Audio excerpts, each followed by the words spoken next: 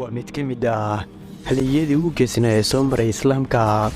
waa khaliifkii afraad ee hogaamiyey muslimiinta nebi maxamed naxariis nabadgelyo korkiisa ahaatay gadaashii. waana daayarkii ugu horreeyay ee rumeeyey dhabaalkii nebiga. isagoo inan yar ah ayuu naftiisa ku furtay nebiga naxariis nabadgelyo korkiisa ahaatee habeenkii uu hijroonayay. waana mid ka mid ah 10kii saxaabi ee lagu bishaareeyey jannada iyaga oo nool. waxaynu u jeednaa amiirkii muuminiinta cali bin abi taalib, allaha ka raali noqdee. muuqaalkeena maanta ayaynu ku dul istaagi doonnaa taariikhdiisa suubaneed, inagoo milicsan doonaa siduu ku soo islaamay iyo sidoo kaleba doorkii ugu lahaa faafitaanka diinta islaamka. magacaygu waa diinu xuseen shacab, halkani waa kanalka iftiinka. ku soo dhowaada daawadayaal muuqaalkeena maanta.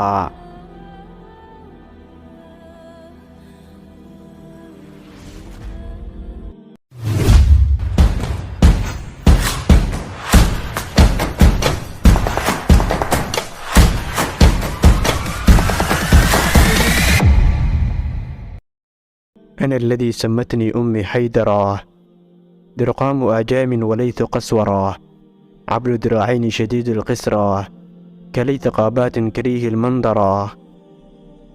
waxaa cali ku dhashay magaalada Maka 13 Rajab 23 sano ka hor hijrida oo ku beegan 17 Maars 599 miilaadiga, sida ay qaar ka mid ah mulaaqiintu sheegaan. waana mid ka mid ah 10kii saxaabi ee jannada loogu bishaareeyey iyaga oo nool. sidoo kale waa in adeerkii nebiga sallallahu calayhi wasallam iyo khaliifkii afraad ee khulafaa ur-raashidiin. ilaa ayaa ka rali noqdee. aabihiisa waa oday ka mid ah saadaadii qureysheed iyo adeerkii nebiga sallallahu calayhi wasallam wuxuu ahaa abu daalib, kaas oo barbaariyey oo kafaalo qaaday rasuulka sallallahu calayhi wasallam kadib dhimashadii cabdilmudalib. wuxuu ahaa abu daalib kan ugu naxariis badan adeerka nebiga sallallahu calayhi wasallam. inkastoo uu ku dhintay diinta jaahiliyadda, haddana wuxuu yaqiinsanaa abu daalib inay diin xaq tahay, diinta ula yimid wiilka adeerku u yahay ee muxamed. wuxuu cali ku dhashay magaalada Maka. wuxuu ahaa qofkii koowaad amba labaad ee islaama, waana qofkii ugu horreeyey ee ka islaama xagga carruurta, waayo markuu islaamay waxa uu jiray 8 sano ama 10 sannadood. imaamu mujaahid waxa uu yidhi qofkii ugu horreeyey ee xagga saxaabada ee tukaday wuxuu ahaa cali bin abi taalib. cabdullaahi bin zahra waxa uu yidhi cali markuu islaamay waxa uu jiray 9 sano. xasan bin zayd waxa uu yidhi cali bin abi taalib weligiisa sanamyada ma uusan taaban umana dhowaan. cabdullaahi bin cabbaas waxa uu yidhi qofkii ugu horreeyey ee islaama khadiija kadib wuxuu ahaa cali bin abi taalib. markuu rasuulka sallallahu calayhi wasallam loo soo diray buu yimid cali oo kurayar ah. markaas buu ku yidhi caliyow, ilaahay xaggiisaan kuugu yeerayaa ee diintan soo gal.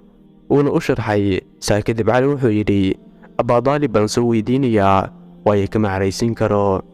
markaas buu nebiga sallallahu calayhi wasallam ku yidhi maya, haddaadan qaadanayni cidnaha u sheegin oo afkaaga iska qabso. kadibna cali wuu iska aamusay oo habeenkaa buu iska seexday isagoo arrinkii ka fikiraya. kadib baa ilaahay qulubtiisa u waasiciyey islaamnimada, wuuna ku soo galahay nebiga sallallahu calayhi wasallam. wuxuuna ku yidhi ibar diintaada. halkaas buuna ku islaamay cali. waxaa ka sugnaatay cali xaggiisa inuu yidhi waxaana qofkii ugu horreeyey ee tukada xagga saxaabada. cali bin abi taalib intii magaalada Maka u joogay waxa uu ku noolaa guriga rasuulka sallallahu calayhi wasallam. waay rasuulka ayaaba soo kariyey oo taasi kafaalo qaaday. sababtan waxay ahayd abaadaalib wuxuu ahaa oday da' misna aan hanti badan lahayn, sidoo kale wuxuu lahaa carruur badan. saa waxaa dhacday abaar daran oo dadkii diif iyo maxallu darani qabatay. markaas buu nebiga sallallahu calayhi wasallam u tegay adeerkiisa alcabaas oo ka dalbaday inay israacaan oo u tagaan abaadaalib si ay ugu caawiyaan korinta carruurta. waxay u tegeen abaadaalib. markii arrintii u sheegeen wuxuu abu daalib yidhi caaqil mooyaane inta kale ka doontan ka haysta. markaas buu rasuulka sallallahu calayhi wasallam cali ka haystay. alcabaasna wuxuu ka haystay jacfar oo ay sidaa ku kafaalo qaadeen. wax badan kama soo wareegan markii uu jacfar qangaarayay oo uu guursaday goonina u degay. cali isagu wuxuu ahaa mid ka yar jacfar da ahaan 10 sannadood wuxuuna sidaa daraaddeed ku sindhigaaday gurigii rasuulka sala allahu calayhi wasalam oo ku qaatay barbaarin iyo abaabin wanaagsan.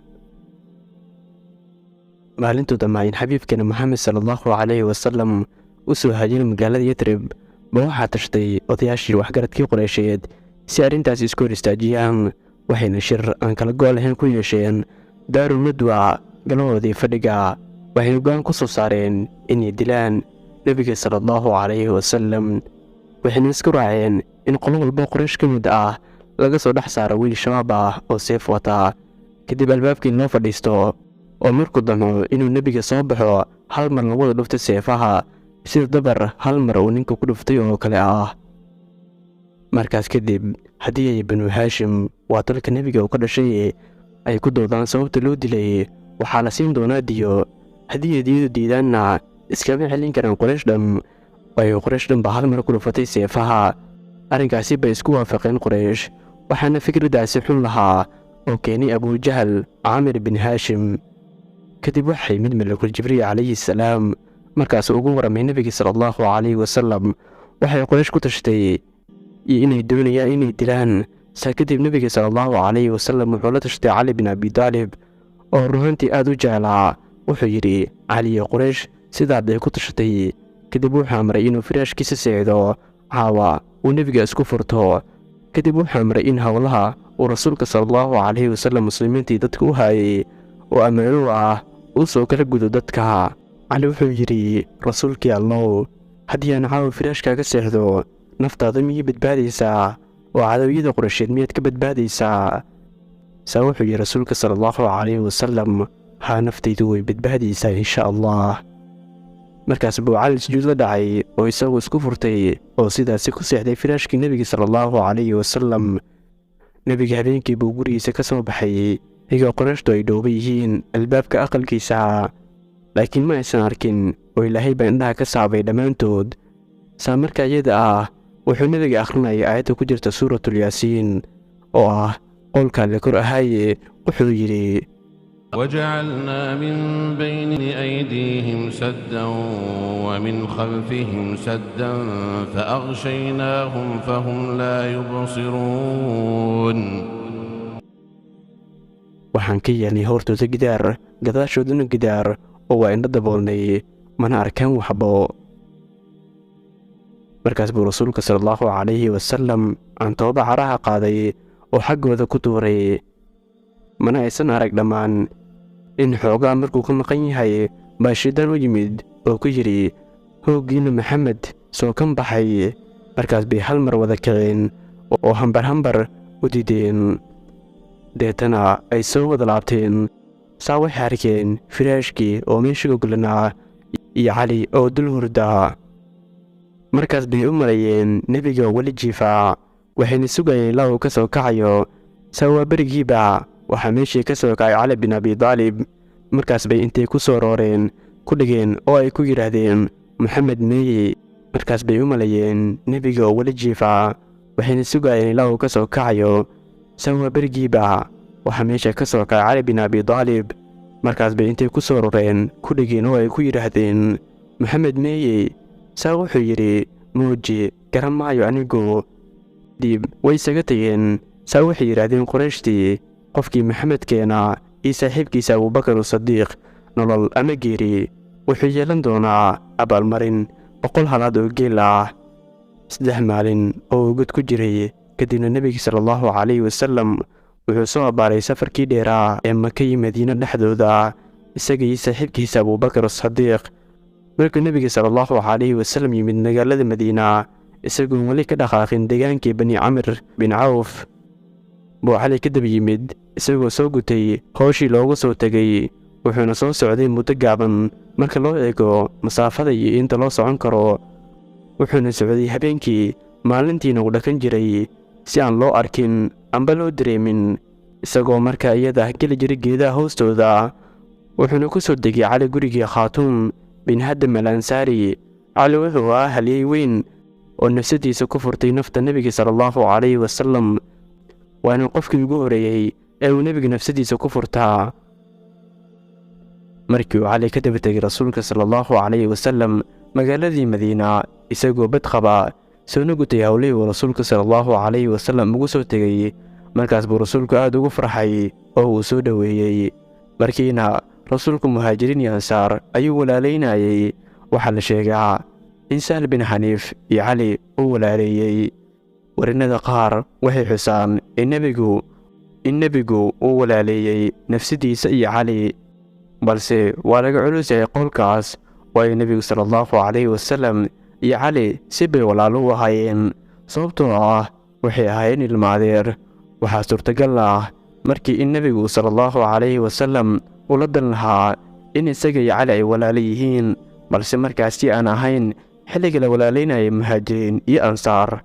qowlka ugu culus waxa uu yahay in Sahl bin Xaniif la walaaleeyey Cali, allaha ka raalli noqdee, markii la walaalaynayay ansaarta iyo muhaajiriinta. Cali wuxuu laasimay kaagdhowaanshaha iyo la joogidda rasuulka sallallahu calayhi wasallam. maalintii Dulcushayra wuxuu la socday ciidamadii rasuulka sallallahu calayhi wasallam, waxaanay isku awarfuuleen Camar bin Yaasir, ilaahay ka raalli noqdee, oo ay duulaankaasi laba rafiiq oo gaar ah wada ahaayeen. nebiga sallallahu calayhi wasallam asagoo Cumar la hadlaya wuxuu ku yidhi, maxaad mooddaa Cumarow? waxaa laga yaabaa inuu ilaahay heer Badar daalacday oo uu ku yidhi, falaa wixii aad doontaan waan idin dembi dhaafayaaye. gacan cad ayuu Cali allaha ka raalli noqdee ku lahaa maalinta iyada ahi, iyo maqaam la mahadiyo. wuxuu siday calanka muhaajiriinta oo la odhan jiray alcaqaab. ansaartan waxaa calanka u waday Sacad bin Mucaad, calanka guudna waxaa loo dhiibay Muscab bin Cumayr. Cali wuxuu ahaa mid ka mid ah raggii maalintaasi mubaarasada ka soo baxay dhanka muslimiinta. wuxuu ahaa kii ugu yaraa 3 nin ee dhanka muslimiinta ka soo baxay, waxayna 3daasi kala ahaayeen Cali iyo adeerkiisa Xamsa iyo adeerkiisa Cubayda bin Xaaris. waxayna ahaayeen 3duba hal qoys oo weliba ahlu beytka rasuulka sallallahu calayhi wasallam ah. waxayna u baxeen 3 kale oo iyana hal qoys ah, waxayna kala ahaayeen Shayba bin Rabiica, Cutba bin Rabiica iyo Waliid bin Cutba bin Rabiica. Cali wuxuu maalintaasi dilay ninkii ku soo hagaagay mubaarasada, kaasoo ahaa Waliid bin Cutba. sidoo kale waxay asaga iyo adeerkiisa Xamsa israaciyeen oo ay dileen Cutba oo dhaawac ah, kadib markay raggoodii ka soo faaruqeen. Cubayd oo dhaawacna horey bay u soo qaateen. nebiga sallallahu calayhi wasallam sanadkii 2 ee hijriga ayuu gabadhiisa Faadimo u guuriyey Cali. sanadkii 3 ee hijrigana wuxuu Cali qayb ka qaatay dagaalkii weynaa ee Uxud. waxaa hogaaminayay ciidamada midigta, calanka ciidankana asaga yaa siday kadib markii la dilay Muscab bin Cumayr oo isaga horey u waday calanka dagaalka ayaa loo dhiibay Cali. ciidamada bidixda waxaa maalintaasi madax u ahaa Mundir bin Camar, kuwa lugtanada Zubayr bin al-Cawaam. waxaa la sheegaa Al-Miqdaad bin Camar. Cali wuxuu ka mid ahaa maalintaasi raggii durba soo laabtay kadib markii ay muslimiinta jabeen, oo ay hamigiisu wuxuu ahaa inuu badbaadiyo rasuulka sallallahu calayhi wasallam. wuxuu ka ag dagaalamay nebiga sallallahu calayhi wasallam oo difaacid weyn ah, wuxuuna maalinta muujiyey wacdaro xadka ka baxsan. Cali wuxuu ahaa ninkii nebiga sallallahu calayhi wasallam ka dhaqay dhiiggii wejiga markii uu dhaawac culus iyo waxyeelo badani ay ka soo gaadhay dagaalkaasi Uxud. nebiga sallallahu calayhi wasallam aad buu u jeclaa Cali. Cali wuxuu geeriyooday habeenkii 17aad ee Ramadaan sanadkii 4aad ee hijriyada. da'diisuna waxay ahayd 63 sano jir. qayb ka mid ah taariikhyahanada ayaa sheega inuu jiray 57 sano.